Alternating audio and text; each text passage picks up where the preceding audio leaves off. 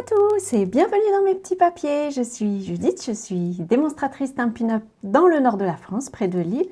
Et le projet que je vous propose de réaliser aujourd'hui, c'est cette jolie carte avec des illustrations en deux parties. Et en fait, c'est une carte qu'on peut disposer comme ceci.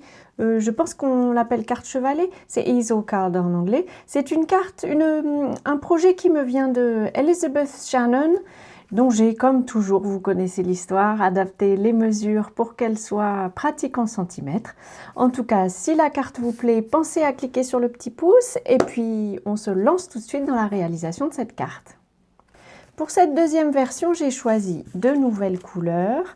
Ma base de carte a des mesures classiques. Elle mesure 29,7 cm sur 17,5. C'est un demi à 4. On va faire les plis aux mesures suivantes. On va d'abord faire un pli à 7 cm et demi et le deuxième comme d'habitude à 14,85, 14,8, enfin un demi 29,7 on va dire. On va pouvoir marquer nos plis comme toujours. Ils vont tous les deux dans le même sens, comme ceci.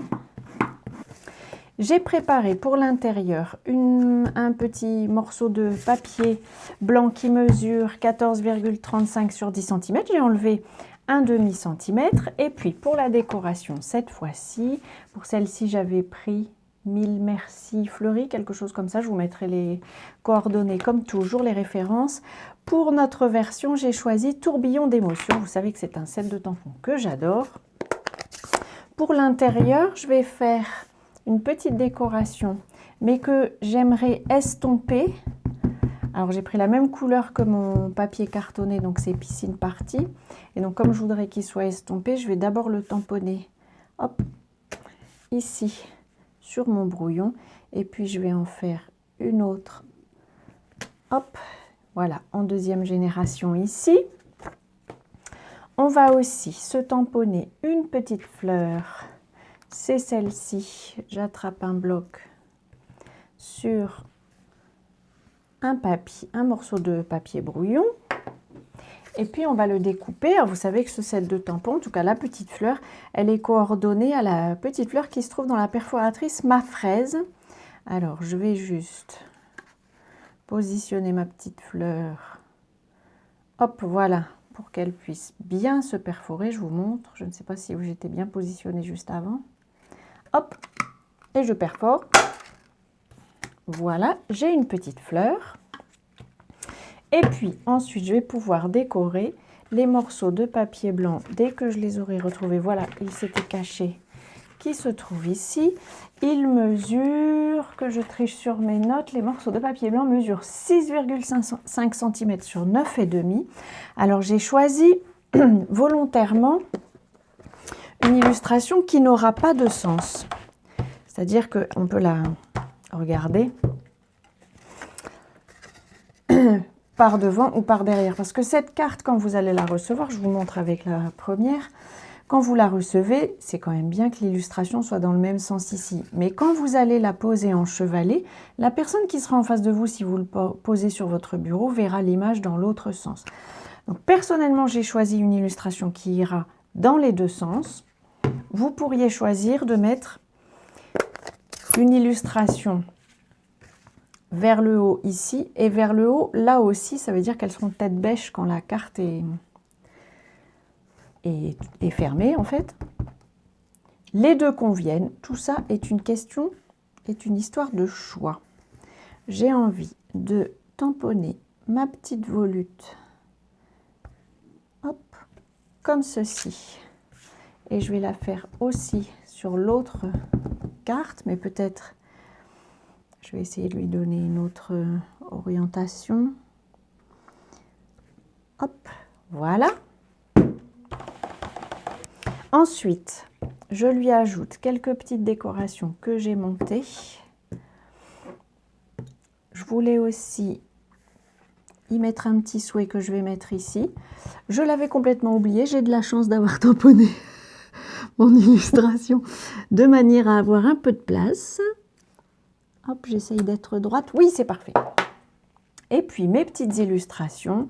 La petite fleur, je n'en ai plus besoin. Je lui mets une petite feuille à la place et je vais les tamponner aussi. Alors cette couleur-ci, c'est Mystérieuse Brume. Je vais, comme je l'ai déjà fait, hein, je vais tamponner comme ceci. Comme si la petite feuille sortait d'une volute. J'aime beaucoup ce set de tampons, je le trouve très joli. Et puis peut-être une ici. J'aimerais bien avoir une fleur ici. Est-ce que je vais y arriver? Hop, ici, ça me va bien. Et puis je vais faire la même chose, enfin le même principe sur cette carte-ci.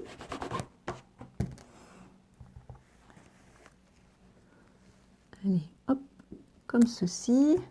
Et puis peut-être aussi celle-ci. Donc il y a seulement un des deux panneaux sur lesquels je mets un souhait, mais ça c'est une histoire de choix. Et puis j'ai préparé aussi les illustrations pour remplir, les tampons pour remplir les illustrations. Et là je vais les remplir en piscine party. Il s'agit juste que je retrouve... Alors là j'ai 5 feuilles, donc c'est celui-ci. Hop, est-ce que je l'ai fait de l'autre côté? Oui, ici.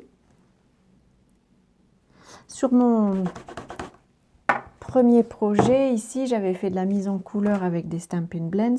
Là, je ne voulais pas vous saouler avec un long coloriage. Voilà. Et les petites feuilles. Alors, j'ai choisi de tout faire de la même couleur. Vous pouvez évidemment choisir, par exemple, de faire des volutes en noir ou en gris, et puis de colorier les feuilles et les fleurs de couleurs différentes selon votre inspiration. Voilà, on va pouvoir monter tout ça.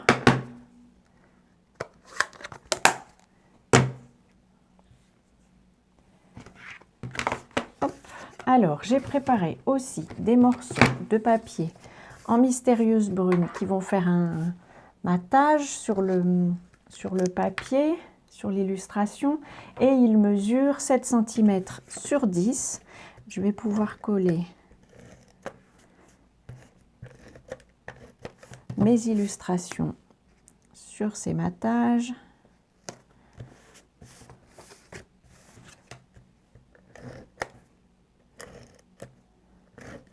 Hop.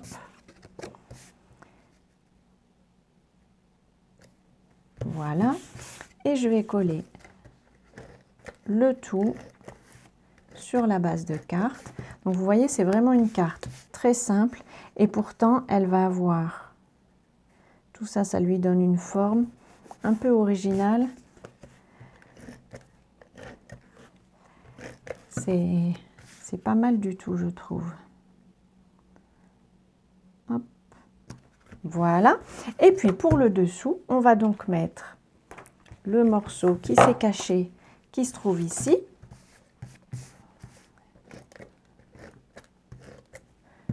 Je l'encolle aussi. Alors j'avais envie que cette illustration soit sur le dessus. Alors je voulais que mon fond ne soit pas trop marqué parce que c'est l'endroit où je vais écrire un petit message. Et puis ma petite fleur s'est cachée. C'est elle qu'on va poser ici. Alors je vais la mettre avec une petite mousse parce que cette fleur-ci n'est pas très grande. En théorie, vous devriez pouvoir le coller sans mousse. Ça pourrait fonctionner. Je préfère mettre une mousse parce que ça vous assurera que le chevalet soit bien en hauteur et que ça ne glisse pas sur l'illustration. Mais je vous dis, en théorie, ça va buter aussi si vous mettez une fleur que vous collez comme ça tout simplement. Voilà, notre nouvelle petite carte simple et rapide est terminée. J'espère qu'elle vous aura inspiré. C'est vraiment très simple. Et puis les cartes chevalets sont très à la mode. Voilà, j'espère que ça vous aura inspiré. Je vous souhaite avant notre prochaine rencontre de passer de belles journées créatives. Et bien entendu, je vous embrasse.